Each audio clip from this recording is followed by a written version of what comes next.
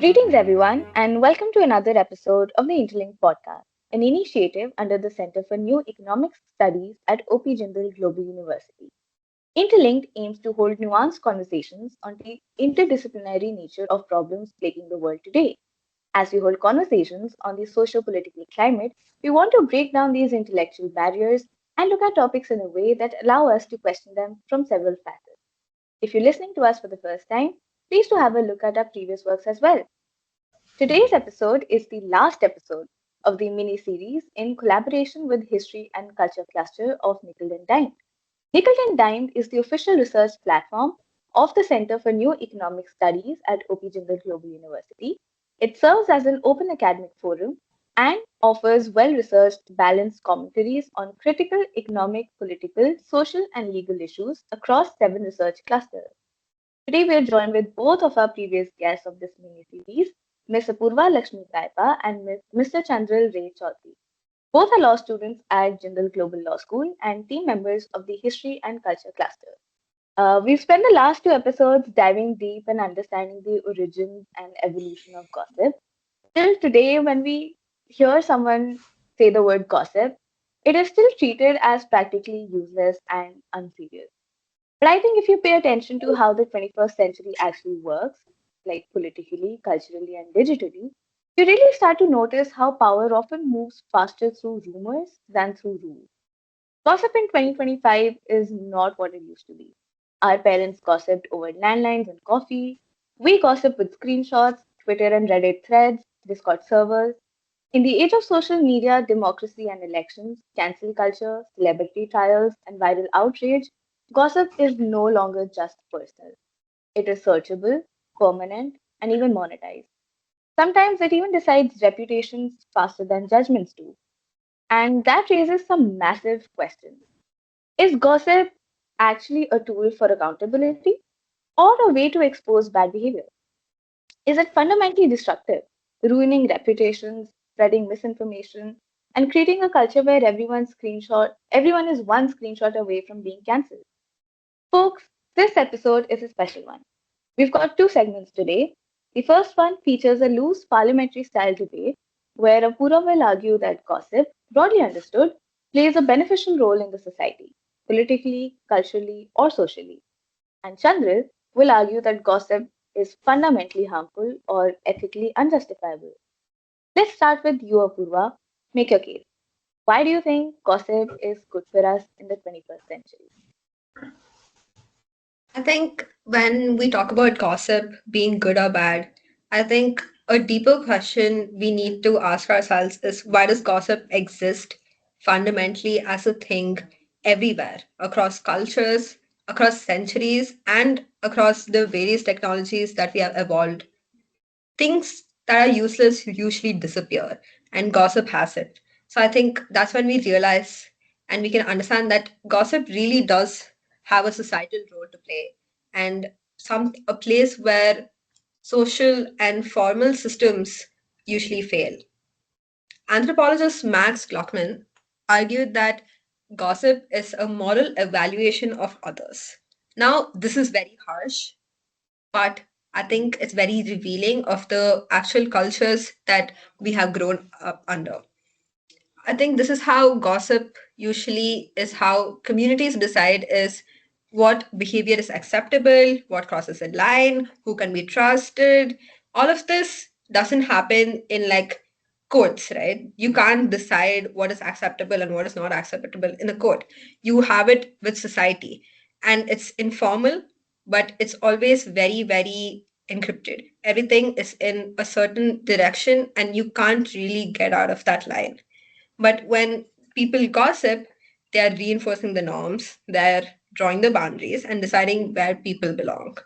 And that's why gossip usually survives, right? Because societies need a way to regulate the behavior outside of law. Like, obviously, this is not something that is comfortable for a lot of people, but it's usually necessary. And not everything harmful is illegal, right?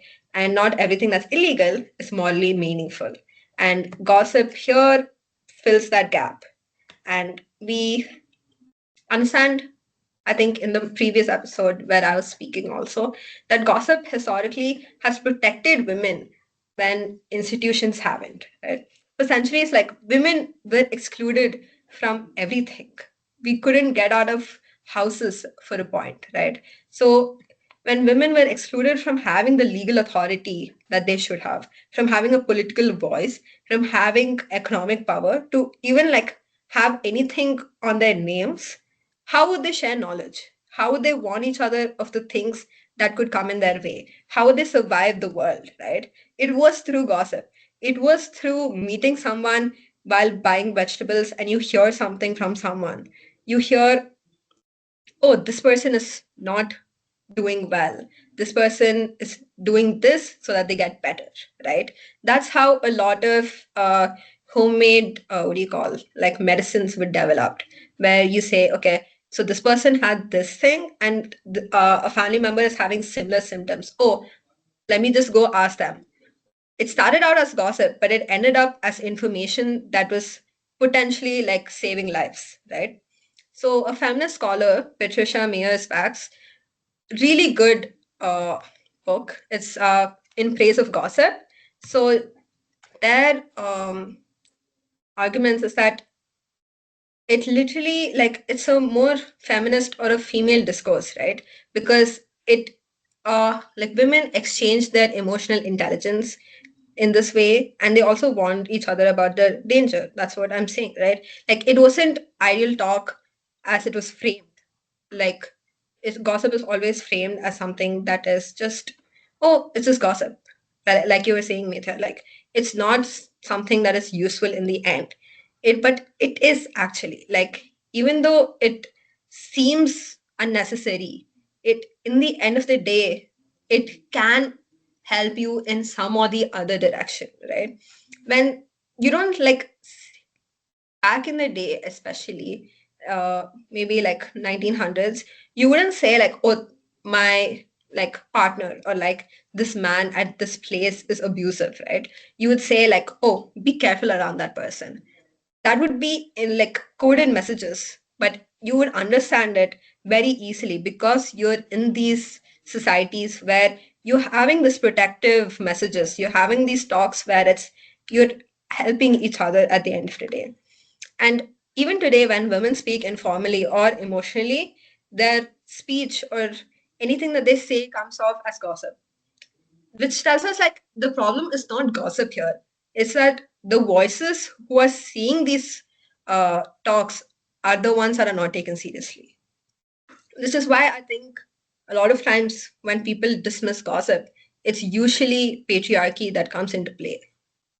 And I think in India, especially, gossip has been both about control and about survival. It we talk about it more about regulating behavior, which is obviously wrong, but it also enables their survival.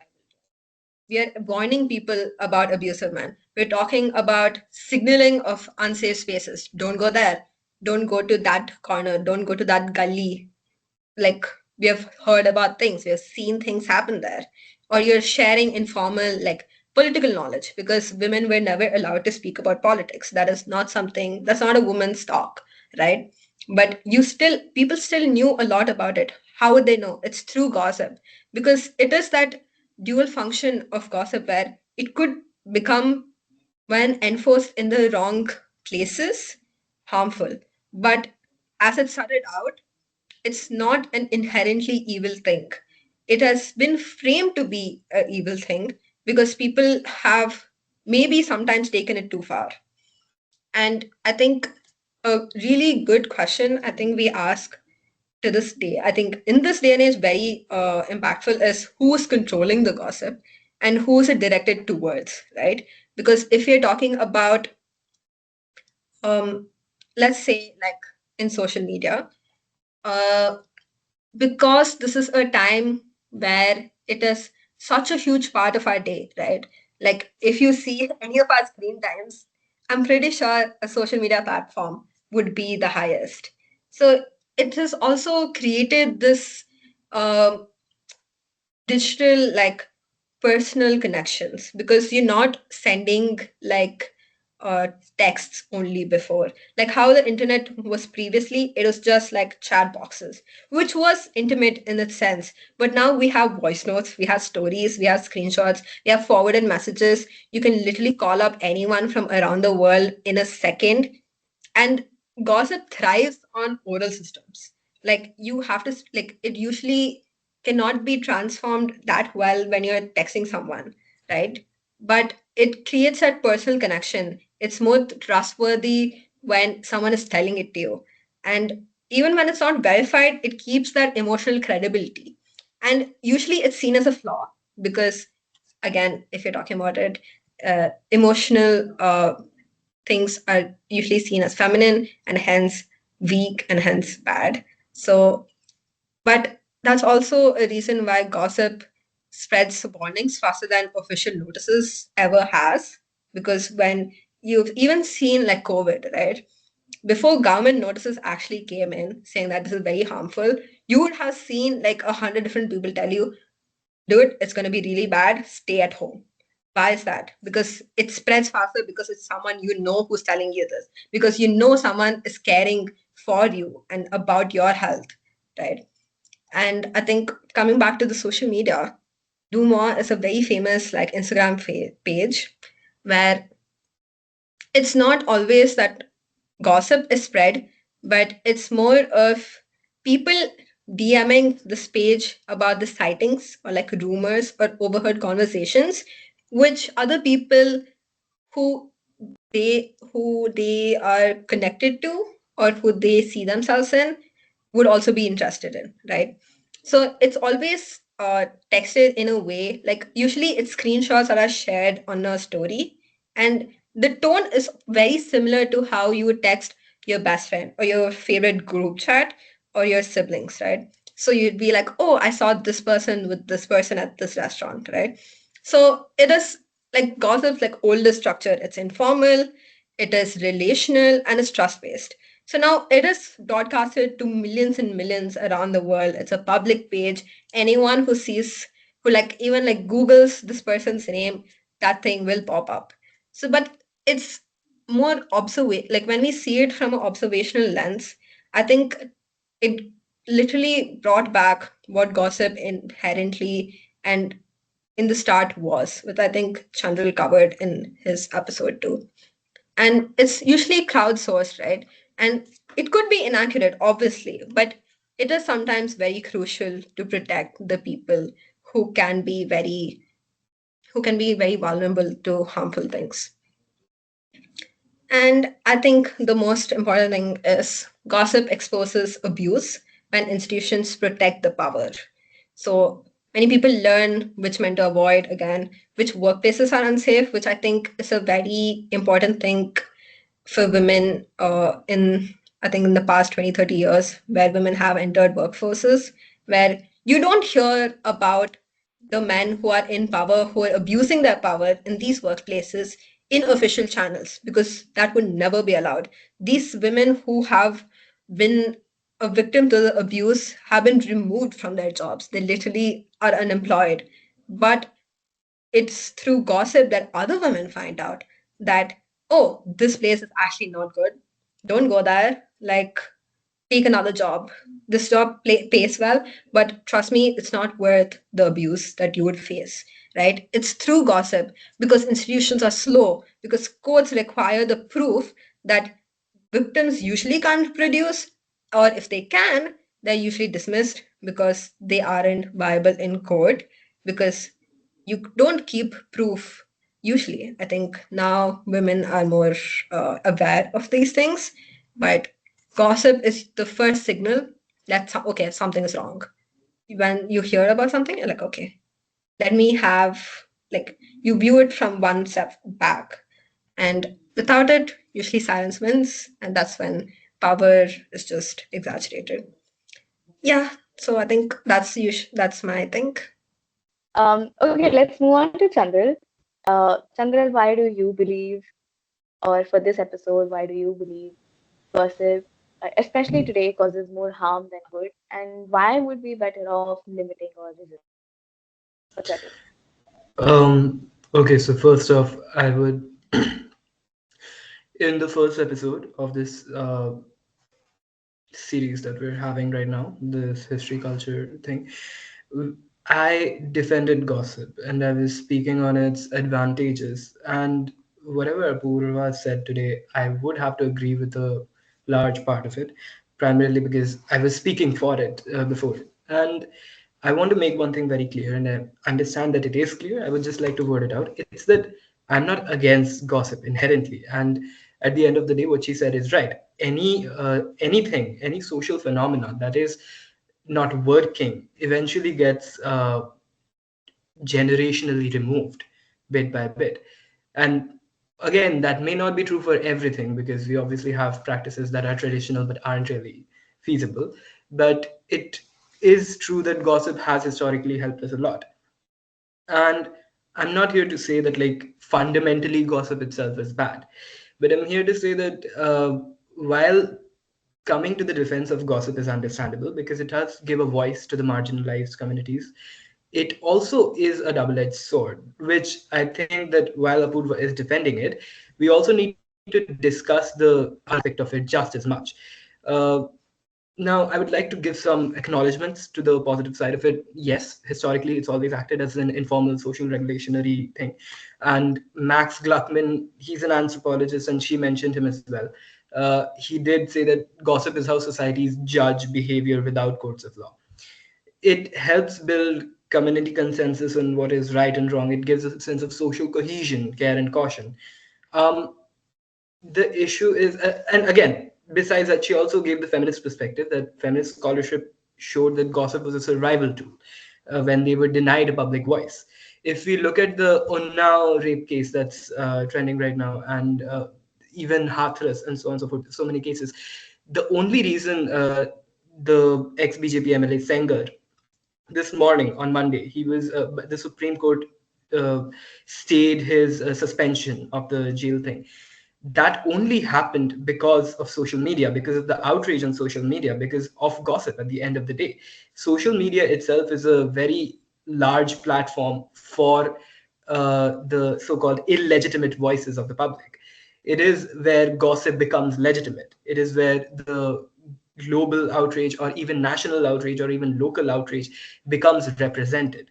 So, again, I'm acknowledging the positive side effects, but it's also very important to acknowledge that with social media, it has become very easy to influence what is actually decentralized and what isn't. Uh, we can't deny that government influence has not always existed in gossip and rumors. Often, if you look at the phenomena of the king's potatoes, it's a very short story. It's essentially that the king of Ireland wanted his people to essentially eat the potato crops, and so he spread a rumor that they weren't allowed to take potatoes from his garden. That's when they started picking it. So what I'm essentially trying to say is that it is very easily influenceable, especially by those who have the resources to influence it, and public opinion isn't always right. Community consensus brings together social cohesion, and that is true. But I would also like to remind everyone who is listening to this that public consensus decided that caste was the way to go and divide people for thousands of years, especially in the Indian context. And yes, she mentioned that gossip has been about control and as well as empowerment in equal parts. But again, let's look at the control part. How much control? In India, women have been helped by gossip a lot. And she mentions that they were told that, oh, don't go to this place, stay away from these people. But what is the purpose behind saying that? If it was simply that this was to help them to avoid those places, that would be acceptable. But when there is no centralized authority to hold people accountable for their gossip, even in India right now, even in the world, social media itself, if you say something on social media that incites violence or does have consequences in the real world, you do face real world consequences. But how often? How often are people who are even on social media, which is the most legitimate form of gossip, so called, right now? How many times are people held accountable? The thing is, a lot of gossip has a lot to do with purity culture, especially in the context of women. It has historically monitored women's sexuality, and it's been a lot about protecting the family's honor rather than protecting the women from these crimes. When they are told that, oh, stay away from this place, stay away from those kinds of people, it's less about protecting them and more about ensuring that they don't do that. uh, Words have power. So if you tell people that, oh, don't go there, and something still happens to them, instead, I'm speaking strictly about gossip circles in the rural sense, or even right now in the urban sense as well. I'm not speaking about social media. And honestly, the truth be told, this happens in social media more often than I'd like to admit. It's that then it becomes that, oh, why did she go there even though she was told not to? What was she doing? Who was she talking to? So again, gossip has its positive consequences. I'm not saying no, but it has enforced class boundaries, it has enforced caste boundaries, it has enforced purity culture to the point that it dictates moral behavior. And Apurva did say that it decides what is right and wrong outside of courts of law. Is that always right? Yes, when we look at again the Unnao case, which is the most recent case I can look at, it is right in the sense that in this situation, of course, it's very obvious morality and justice aren't the same, but they are relatively parallel to each other. So, yes, when it is very clear that someone is in the wrong, public justice and public opinion often influences gossip to cause people to behave in the right way and to make people's voices heard. But at the same time, it's again like if there is no central authority to hold people accountable, anyone can say anything, and rumors aren't without consequences in the real world. Whisper networks, in the sense of what she was saying, do exist, and they are very useful. If we look at the Gulabi gang thing, that initially came about from, I won't call it gossip because of the negative connotations we have right now, but essentially it was informal. It was an informal gathering of women who discussed and were brought together by an agenda. So again, gossip has its advantages, but in today's world, gossip is no longer like you're sitting in a chai shop or you're sitting in like a chowkhana and talking to your friends and discussing ideas, exchanging ideas. It's no longer just that. WhatsApp exists, and we all understand that we live in an era where a large part of the information that the older generation, the generation that is in power currently, gets their information from, comes from WhatsApp, comes from Reels, comes from screenshots, and most horribly, in my opinion, comes from Telegram. Now, the thing is that digital orality makes gossip feel trustworthy. Yes, if your uh, family member, if your nephew, or if your grandfather is sending you something, you're more likely to believe it than not. Something that I think is a good indicator of how gossip is not always like a good thing is the fact that WhatsApp recently, not recently, a few years back, brought forward the policy of you only being allowed to forward things to 5 people at a time. And the message forwarded this many times or forwarded coming in. There's this saying, and I don't know who it's from, I'm very sorry, but it's that the more laws a country has, the less moral it is. And I think that's applicable to all institutions in that sense. So when we live in an era where sharing information is so easy and discussing opinions is so easy, I think that discussing simply its good parts is not enough. We have to acknowledge its negative consequences as well, because we have to discuss, are the negative consequences really worth the positives? And I'm not here to give judgment on that. That is again up to the court of public opinion. uh, and I'm a law student. So again, I will discuss this idea from a legal perspective. The first thing that we were taught in legal methods when we started law school was this case called the Spelunkian Explorers case, where we discussed the idea of public opinion against legal justice. And that's where I'm deriving the idea of the whole morality and justice are not the same, but they run parallel. Uh, we have to question, is public justice always right? Because public opinion changes with time a lot of the times. And honestly, quite honestly speaking, at that time, I was fully of the opinion that yes, public opinion should influence judgments and justice and how uh, illegitimate or informal sources of justice are just as valid as formal sources of justice. The thing is, though, we have to also acknowledge that when it comes to formal sources of justice, there is accountability, there are precedents. Even if there is some sense of injustice done, there is the idea that a precedent has been set. The consequence of that negative judgment will later on affect how future judgments are made. It causes protests in the informal sense as well, which is brought about by gossip. But the thing is, when gossip ruins someone's lives, it isn't used as precedent in the future. People will still keep gossiping, no matter if it does or does not ruin someone's life. Because again, there is no centralized authority on gossip. If we look at magazines that specialize in running gossip columns, such as The Sun magazine from the United Kingdom, we'll see this case that was very popular recently. I'm talking about obviously the Amber Heard Johnny Depp situation. And something that a lot of people misunderstood was that the Sun purposefully wrote Johnny Depp an abuser question mark. And the case that Johnny Depp filed against the Sun magazine was a libel case. It wasn't a case in which he was saying, "Oh, I'm not an abuser."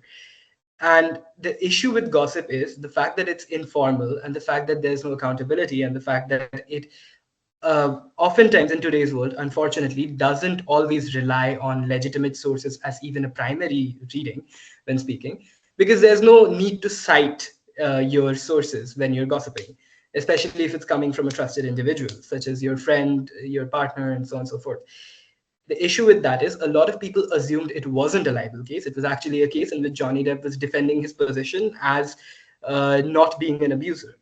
Now, personally, I'm not going to comment on whether or not Johnny Depp was or wasn't an abuser. But what I am going to speak on is the fact that the judgment that eventually came from the UK court was that the Sun magazine cannot be held accountable for libel because they had reasonable sources and enough reason to essentially publish a question to the public that there were 13, I think, counts which were given, and out of those, 11 were said to be valid enough to be considered for questioning in the court of public opinion. That's why Johnny Depp lost the case. That doesn't mean that the court issued Johnny Depp to be an abuser. It simply meant that he lost the libel case. But even today, you will still see people on the internet saying stuff like, "Oh, Johnny Depp lost the abuse case." He essentially, it's already, the court of public opinion has had already decided that Johnny Depp was an abuser, even before there was a case against him, even before the afterwards U.S. court trial. So again, the court of public opinion is not always right, and there is no accountability, and therefore, while it is still a legitimate source of public opinion, it is not a legitimate source of information inherently. Unless there are checks and balances put in place, a source of information cannot be called legitimate. Now, I'm not going to say in that sense that when people speak informally, they are always inherently not entitled to be heard out or to be given a legitimate voice. But again, when people are heard informally, one must also remember that there is no consequence of them speaking informally. If we look at public figures, if we're looking at the Britney Spears situation, media gossip turned into social control and institutional decisions. In India, we've seen very similar patterns with actresses and political families and influences and so on and so forth. Uh, and essentially, Apurva said that it has helped women a lot. And I do agree with that. I'm not denying that. But again, we do live in a society that is inherently patriarchal in the way that we've been socialized, in the way that our parents have been socialized, in the way the older generation of women have been socialized. So the truth of the matter is that while gossip is good, women receive harsher scrutiny from gossip because of gossip.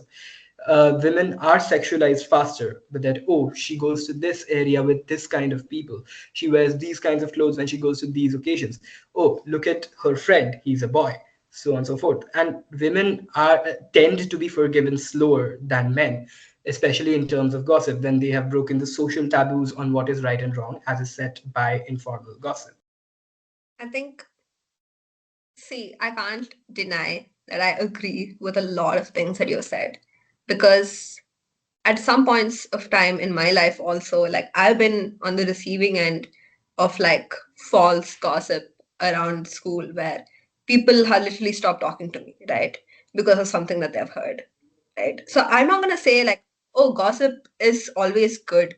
Gossip is like life saving to a lot of people. It is a life saving for a lot of people because of the various things I've said before. But right now, the way that gossip has turned into, I agree because it's not always, it's not like, how do I say this articulately? I can't say it articulately. I'm so sorry. It's not it's not a perfect source like you're saying, right? It I don't think that newspapers, which is supposed to be a valid source of information, should be publishing gossip.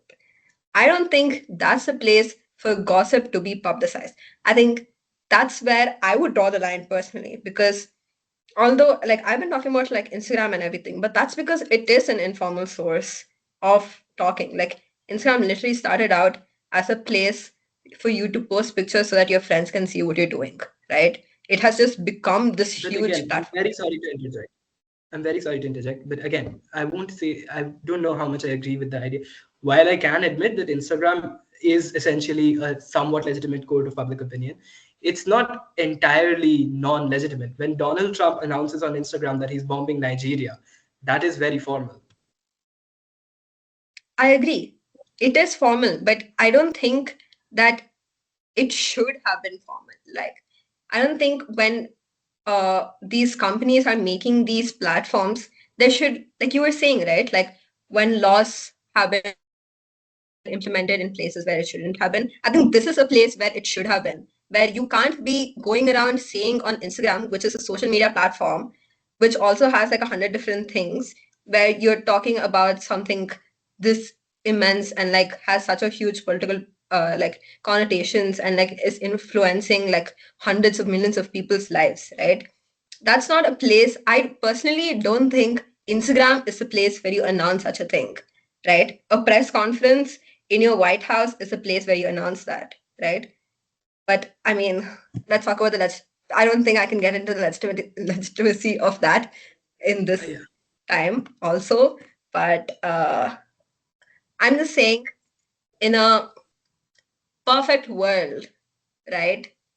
Gossip should not be publicized in a place where they also publicize actual real stories, right? Because when I'm saying gossip, most of the time it is real, but you can't, like you're saying, there's no accountability for gossip. And when you are publicizing articles in a newspaper, you kind of need, like, you need to be able to cite something, right?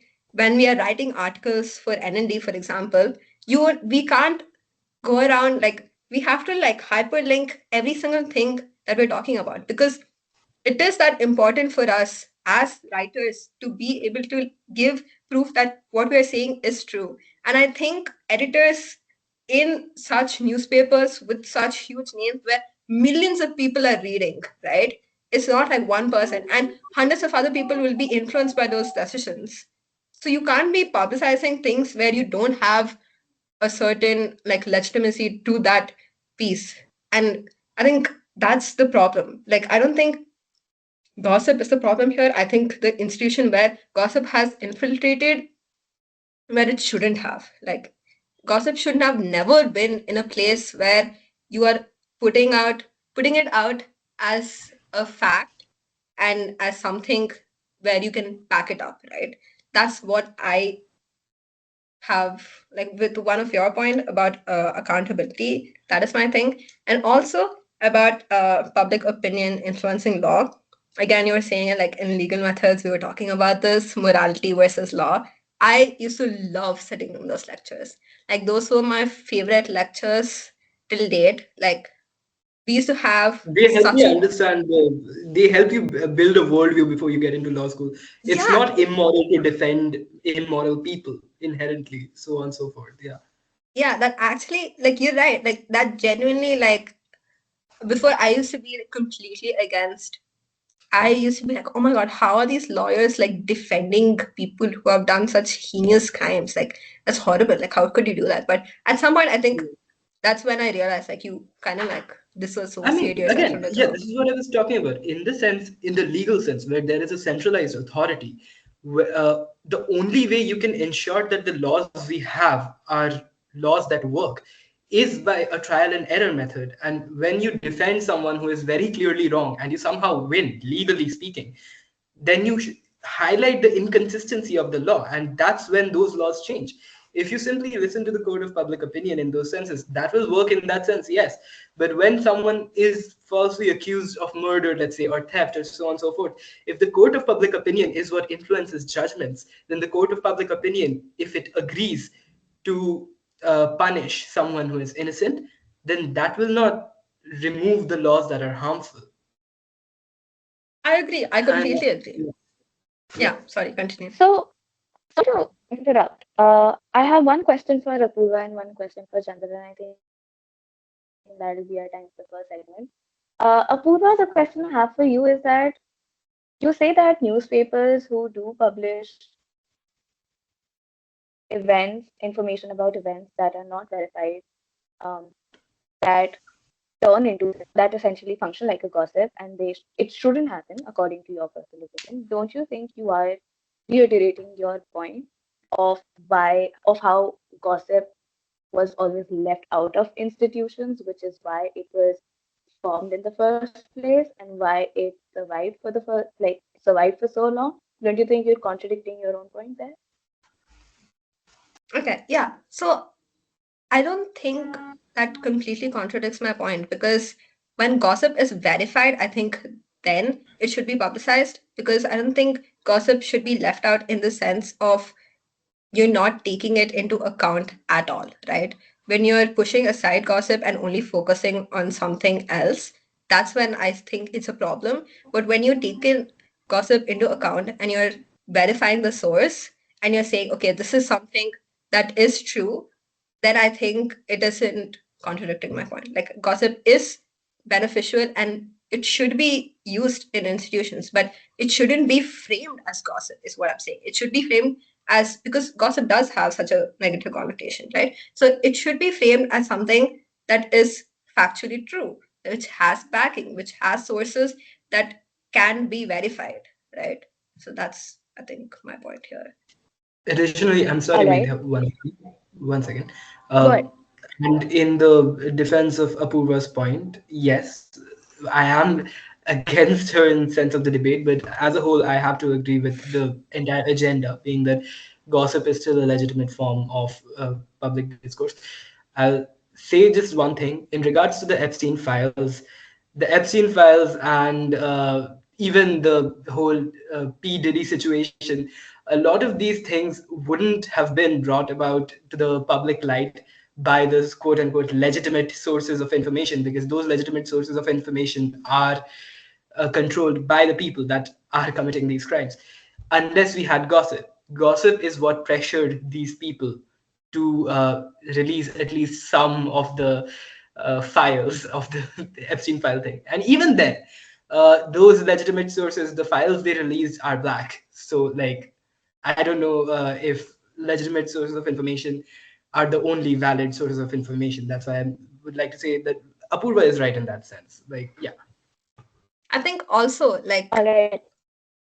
after that, even when, oh, I'm sorry. Yeah, go ahead. Go ahead. Yeah, so like after they released the blackened files, Go ahead. Go it ahead. also like we Yeah. literally like through social media and through your friends just sitting on a Google Yeah, we Meet, figured out how people to unredact the files. This was just black. exactly. So Yeah, I but think again, in that sense, Apurva also, like, my point to that would be that some people, and I'm not saying that this is true, but this is what I've heard. A lot of people are saying that even those quote unquote unredacted files have been largely edited, and those edited files are being displayed in social media like Instagram as the legitimate unredacted files, so on and so forth. So again, gossip is a double-edged sword. Is all I'm saying. yeah, I completely agree, right? So I can't, you can't ever see something as black and white in, I don't think that's really possible with anything at this point in our lives. Like we can't say anything is particularly good, anything is particularly bad. Like for Even I've seen very, very factually true things, even like saying about, for example, fossil fuels versus green fuels, right? Like those processes, obviously, you can't say that one is good, one is bad at any point of time. But I think a point where I want to talk about is that a lot of times when victims, like especially in like the Epstein files point, a lot of times when victims come out and say their stories, saying that this is my lived experience, it is taken as gossip, right? It is taken as something that cannot be factually true. And I think that's where we need to figure out like what is Yeah, I mean, termed as gossip. I think the base idea we agree on that gossip is not inherently bad. The only idea that we are trying to discuss opposite sides of is that while gossip is not inherently bad, is does it do more good than bad? Yeah, That's yeah, all. yeah. So, but I think a lot of times what I'm trying to say is like victims, like true testimonies are taken out of context to be Yeah, gossip, and that's not something that should be done. yeah. All right, those are pretty fair points. Chandran, the question I have for you now is that your wishes have come true actually with the DPDP Act. What that act enables is the formation of a data protection board, which is going to be a centralized board, and it establishes a digital first body to enforce the law with an online portal for complaints and appeals. So essentially, what you were arguing for, that there be a central authority to oversee and verify what is being said online to ensure accountability, that is going to be implemented in India, and it sounds like a good plan on paper, but all the criticism around it has been going on. That's obviously something we're all aware of, and that is the surveillance issue. How far do you go into checking people's Instagram stories, into checking people's Instagram posts, Instagram lives? How far do you monitor your citizens' speech? Where does the freedom of speech start and end? So, what do you think about that? I think that in the sense of the question, it's a good question you've asked, and there's two questions in that. But the first one I'd like to answer is how far do you go? I think we've seen that, at least in the current government that we're living in, the ruling party is very comfortable in going further than is conventional. If we look at the Sanchar Sathi app situation, again, it was gossip and social media outrage that defeated their intentions. And I don't know why they would even bring it up in the first place. Like, I don't know why they need to go through my gallery in order to protect us from fraud. I don't know. But again, that was in the sense of fraud. And you're asking the question, how far do we go? I think there is still this fundamental misunderstanding in where I'm coming from. I'm not saying that gossip should be regulated. And in fact, I believe personally that if gossip starts becoming regulated, it can no longer be called gossip at all. Like, I'm not speaking about the negative connotation when I say the word gossip. I mean, gossip as in like it's no longer informal. It has been formalized. There's no longer any freedom in that sense. The freedom of speech, the idea of freedom of speech is expressed most strongly through informal speech, through gossip. When I speak to you right now, even this is semi formal because this is a podcast. But at the end of the day, if you and I are friends and we're talking outside of a podcast, I'll be much more comfortable sharing ideas with you than in this, let's say, controlled environment in which it is, at the end of the day, going to be put out to the general public. Gossip itself, I'm arguing that gossip itself is a double edged sword. I don't believe personally that gossip in any way, shape, or form should be monitored. I just don't believe that Instagram is an informal source of information anymore. I think that initially, when it was made, YouTube, Instagram, these places were places where people could gossip freely, where informal sources of information didn't have as like harsh real world consequences as they do right now, and in which it wasn't big enough, quote unquote, for real world authorities to try to influence public opinion. But in today's world, where I don't consider Instagram to be the center for gossip. It is still a center where the voices of the illegitimate and the voices of the unheard are heard, but it can't be called informal. And in regards to the act that you spoke about, I have spoken about the criticism of it, and honestly, I am critical of it.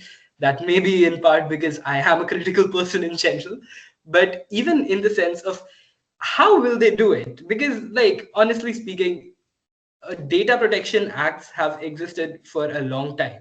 And even if we don't talk about just data protection, we have had like laws against even, let's say, the incitement of violence. That does not stop anyone. At the end of the day, if there are 100 cases in which on social media online sense of informal talk, there have been real world consequences. Only 10 or 20% of those cases are actually processed. And even then, the rates of conviction are much lower. So that would happen regardless of whether or not there was an act in place. I'm saying at the end of the day, that's a whole separate conversation. The conversation being that is Instagram and can social media ever truly be informal? I'm going to speak about gossip simply now. And in the sense of gossip, I don't think there should be any centralized authority. But just because I don't believe that doesn't mean that I'm saying that we should rely on that as a source of valid information without at least first being critical of it. That's all. I would just like to add, like, gossip never started to be a formal source of information. It was never factually done, right? It was just a friend telling a friend about something. But when you publicize it, especially, I'm saying social media platform, I think you were saying, like, oh, I don't think Instagram is like a fully informal space. And I think a place where I think is like fully like informal is Reddit, where if you go there, you will definitely see people speaking to each other just as friends, right? Because most of the people are not looking at this for being publicized to like hundreds and thousands of people, right? So I think Reddit, when we're talking about that, that's more gossipy, I feel, than Instagram, because that's where you actually find out a lot of things. Like if you go on Reddit subthreads, I'm very glad you brought that up. I genuinely do agree with that. I hadn't even actually thought of that.